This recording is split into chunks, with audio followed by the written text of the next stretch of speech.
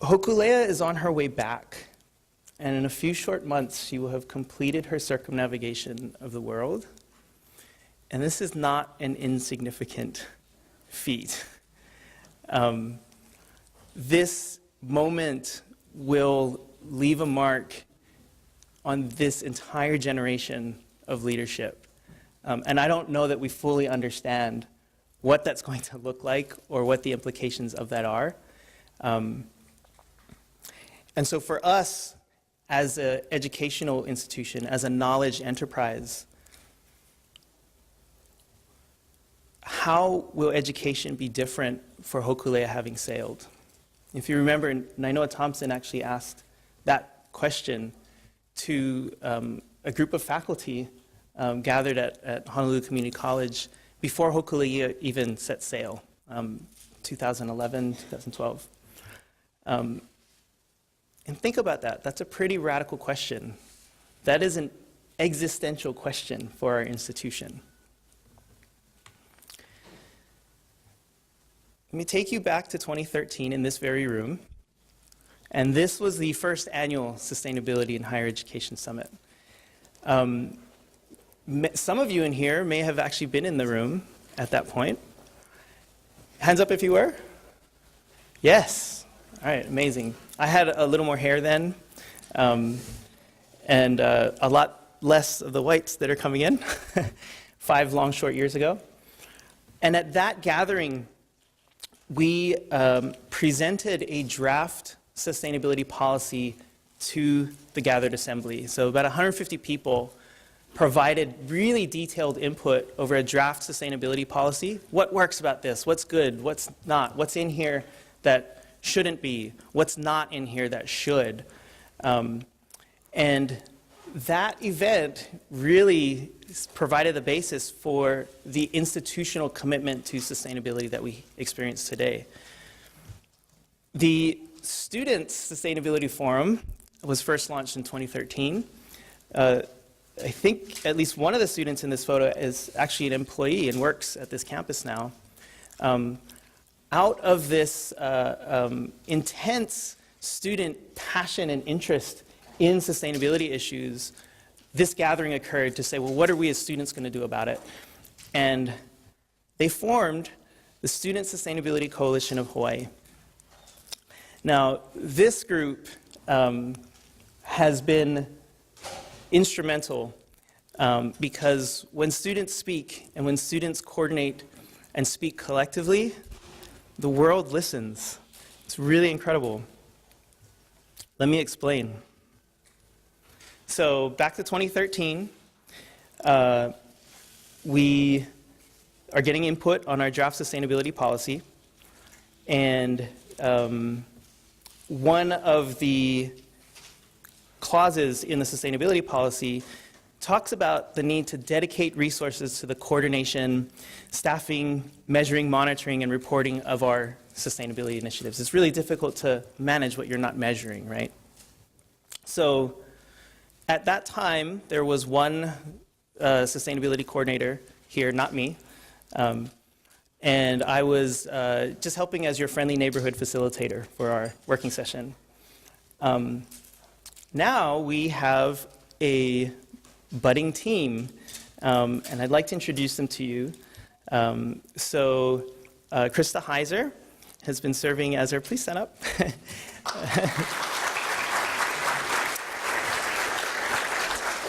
And if you can remain standing, I'll call everyone else's names up and introduce them. We can acknowledge everybody together. Miles Topping is our Director of Energy Management. Shawnee Fowler, or as we call her, Mama Shawnee, is our Operations Manager. Nicole Chatterson, you met this morning, our Student Sustainability Coordinator in the back. Jessica Sevilla. Jess, are you in the room? There she is. They're Student Sustainability Fellow.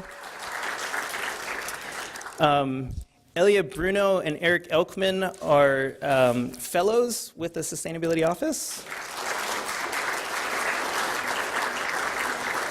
And Berlitz, are you in the room, Mirna? There you are. LCC, Student Sustainability Coordinator. So thank you, please be seated. From little things, big things can grow. And I really think it's amazing. The sustainability councils, which span system-wide, 2 councils that are interconnected, one focused more on curriculum coordination, one on operations, planning, facilities, and maintenance. They meet about quarterly. If you're a member on one of those councils, the system-wide sustainability councils, please stand up. I see a few of you in the room. Thank you.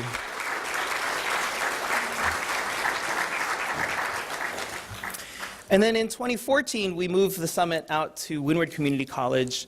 The Student Sustainability Coalition of Hawaii managed to coordinate student testimony statewide for a Board of Regents meeting that was held in Kauai. And basically, the students went in front of the Board of Regents and with a whole bunch of signatures and basically said, listen, this is important to us. We need to be incorporating and integrating sustainability into the University of Hawaii somehow. And the Board of Regents unanimously agreed to amend their policy for the first time in almost 10 years, about a decade and a half, to specifically articulate sustainability as an institutional priority. And to put that into perspective, the time that they did that before to amend their policy was to articulate Native Hawaiian studies and becoming a model indigenous serving institution as an institutional priority. It's about 10, 15 years earlier. That does not happen lightly. The Board of Regents do not change their policy lightly. We also began work on our strategic energy management strategy, and we brought in Wendell Braze from UC Irvine, which is respected nationally for their work in energy performance, and we've continued that relationship to this day. He's still a close friend and ally. In 2015, with a swipe of his finger, President Lasner formalized the executive sustainability policy that we started work on in 2013. It's 2 years to get that. After that summit in 2013, we then went back to the campuses and through an online form, we're able to get hundreds more people's input onto that draft policy. So literally, there have been hundreds of people across all 10 campuses that have had a hand in this, and it's gone through multiple iterations. When I was formally hired at the university, it went through at least 19 additional drafts. And some of the feedback that we got was, you know, this document kind of reads like something that's been written by hundreds of people. We're like, it's kind of the point. EP 4.202 essentially offers a guiding framework for sustainability at the university in 5 key areas. Cultural connections, which was by far loud and clear what we heard at that first summit. This is something that is unique to UH and needs to be somehow expressed in how we integrate sustainability into what we do. Also operations, how we run our facilities, teaching and learning, research and scholarship, and campus and community engagement. So 5 overarching areas. 2016, this time last year, we met at the East-West Center, and using that guiding framework for implementation of sustainability, campuses actually went back, spent a year to create draft campus sustainability plans, and then presented that to each other at last year's summit. You can see that institutional timeframes take time. It took 2 years to get a policy into place. So we presented the draft plans last year. You probably haven't heard much from our office about what happens next with those. There are system-wide efforts in place to really figure out an integrated academic and facilities type of plan for all of our campus together. So those draft plans are going to be really helpful to provide campus-level, boots-on-the-ground input as to what sustainability opportunities might be present at the campus. Then, in February of 2016, before last year's summit, our president had an epiphany. He hangs out with Nainoa Thompson a lot, and we would sometimes get emails at 1 a.m. in the morning, so I've been talking to Nainoa again, and my mind is blown again, and maybe we should be doing this, and I think we should be doing this. One of those emails was basically, you know, hearing a lot of this, what sounds like the same concepts and principles being talked about in different circles. So there's the Malama Honua guys, there's the Ike Hawaii guys, there's the sustainability guys, there's the sensor guys. You guys are all talking about things maybe in different ways, but they sound like there's resonances to be realized from there. And so he convened a gathering out at Hilo, and we were introduced to a new word in the Hawaiian lexicon by Dr. Larry Kimura, this word mawo. And I kid you not, when he introduced us to this word, the ground shook. There was literally an earthquake. I thought it was something with the HVAC. No, the ground shook. Mawo meaning the perpetuation of well-being, right? Moving away from survivability and towards thrivability. In fall, we were able to launch the Office of Energy Management, which plays a similar coordination role, and right now is focused on getting better handle on our energy data so that we can manage it more effectively. So an awful lot of work. We've really come a long way together. And let's just pause and acknowledge that and acknowledge each other with a round of applause for the road we've traveled.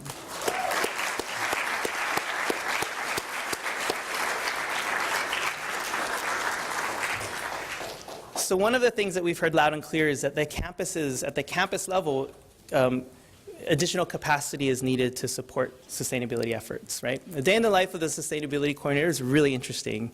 You go from a faculty meeting to an operations meeting to a student meeting. We get to meet with all the tribes in a single day. And all of the people in those tribes are doing the very best they can with what they have, and a coordinator can provide that little bit of extra bandwidth so that now we can literally start to talk to each other. And organize more effectively. So the reason why I have Kupu's logo up here is because we're currently talking with Kupu to develop what essentially would be a full-time position that would be a sustainability coordinator type position at the campus level, really modeled after Kupu's year of service. So it's sort of like a service learning internship. There's a stipend that's paid, and at the end of the year of service, there's actually a cash award to support that graduate to pursue additional studies. So it's a really nice win-win all around. We'll be coming out, we'll be speaking with your campus leadership and with your sustainability committees with more information after this summit. I just wanted to plant the seed and let you know that we are working on getting additional capacity at the campus level so that we can continue to work together more effectively. In the fall, Krista and I spent our time visiting as many campuses as we could. It was really exciting to see all the amazing, inspirational, and innovative work underway by faculty to utilize sustainability as a platform to enhance interdisciplinary collaboration, active learning pedagogies, and place-based learning through the courses we teach. And we found 250 sustainability courses that are currently taught across the UH ecosystem, and many more in the pipeline that are being figured out. You can actually go to our website. It's the only place that they're listed all together, hawaii.edu/sustainability, click on programs, and if you scroll through here, you can start to see all the different sustainability courses that are offered across all the campuses. At Manoa, you can see that it's alphabet soup, right? If you're to look in the course catalog, how are you supposed to identify all of this right now?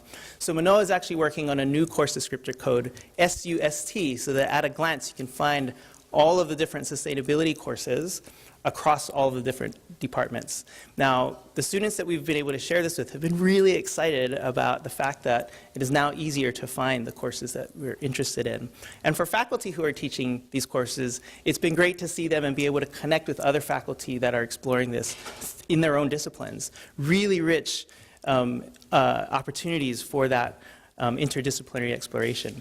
At the e-poster session tomorrow, we'll highlight some of these courses that are identified by the campus committees, and I'm really looking forward to this. It's going to be another first, an e-poster session / dance party, and you won't want to miss it. Faculty support, we've created an S designation handbook to help implementation of this sustainability designation so that campuses can come up with a way that is unique and appropriate to their campus culture and context to identify sustainability courses and to support each other to enhance their curriculum or to evolve their curriculum. One of the things we heard on our journeys is that, you know, if you are maintaining currency in your discipline, you are very likely already talking about sustainability somehow. So let's just make it easier to talk about and to talk about others about with this so that we can learn together. This summer, we will be working with Kapilani Community College to host the Grand Challenges Institute. It's professional development for faculty. There are, in fact, stipends available for faculty to come and attend and learn from each other. And if you are interested in that, make sure that you connect with Krista Heiser or Bob Franco. Bob, put your hand up nice and high. And there will be more information coming out from our office as well.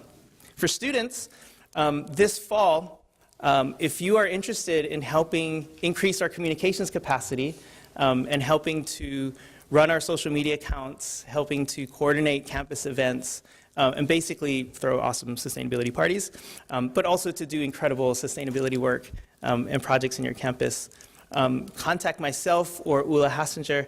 And this fall, Ethnic Studies 308 is essentially service learning. So you can get service learning college credits for working as a sustainability communications with our office.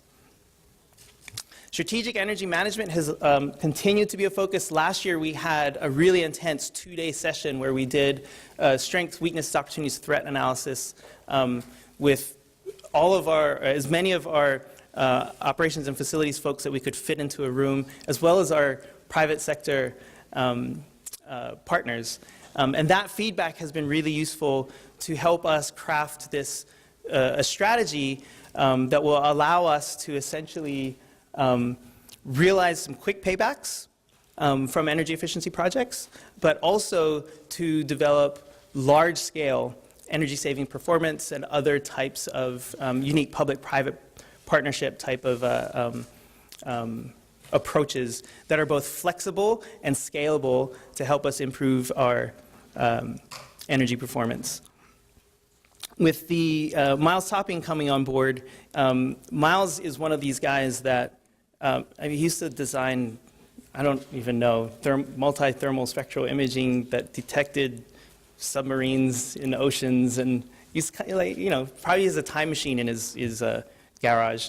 But his other gift is that he takes really complex things and makes them really simple. So here's our strategic 4. We're focusing on these 4 items to get us to our energy needs. Students bear the brunt of the cost of our utility bill, and so it's important that we are proactively addressing this.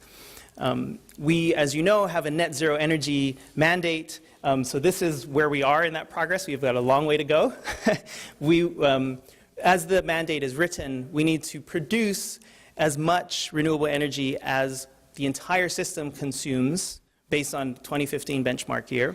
So that's 195 gigawatt hours worth of renewable energy that we are mandated to produce. We are 1.4% of the way there. Progress.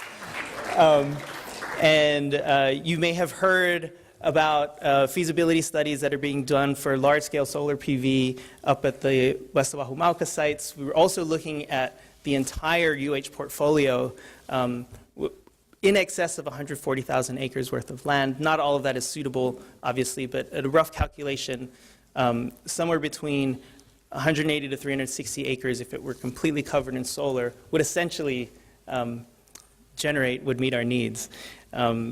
If the 50 megs potential comes online, just to give you some reference, that would probably bring us about 40% of the way there.